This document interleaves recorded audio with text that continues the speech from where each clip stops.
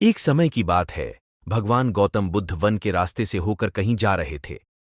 रास्ते में उन्हें एक व्यक्ति मिला जो एक गड्ढा खोद रहा था।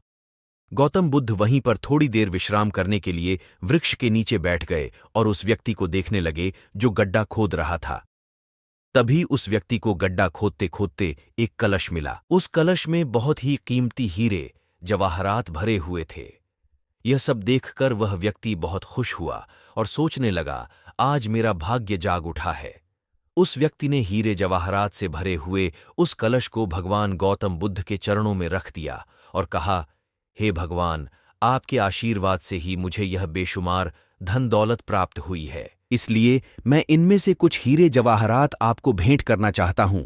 यह सब सुनकर भगवान गौतम बुद्ध ने उस व्यक्ति से कहा, तुम्हारे लिए यह धन दौलत है, लेकिन मेरी नज़र में यह जहर के समान है, क्योंकि बिना मेहनत के प्राप्त हुई धन दौलत जहर के समान ही होती है।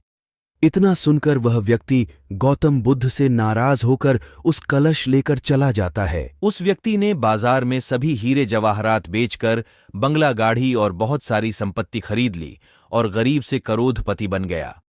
थोड़े दिनों बाद किसी ईर्ष्यालु व्यक्ति ने राजा से उस व्यक्ति ने उस धन दौलत को अपने ऐशो आराम के लिए खर्च करके राजद्रोह किया है सुनकर राजा ने अपने सैनिकों को उस व्यक्ति को पकड़ने का आदेश दिया और राज दरबार में बुलवाया गया। तो राजा ने उस व्यक्ति से उस कलश को जमा कराने के लिए बोला।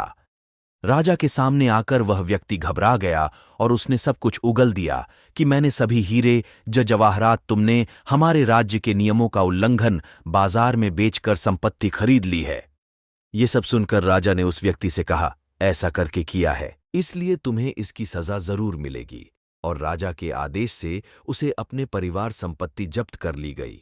काफी दिनों बाद वह राजा जेल में कैदियों के राजा से अपनी सजा माफ करने के लिए आग्रह निरीक्षण के लिए गया।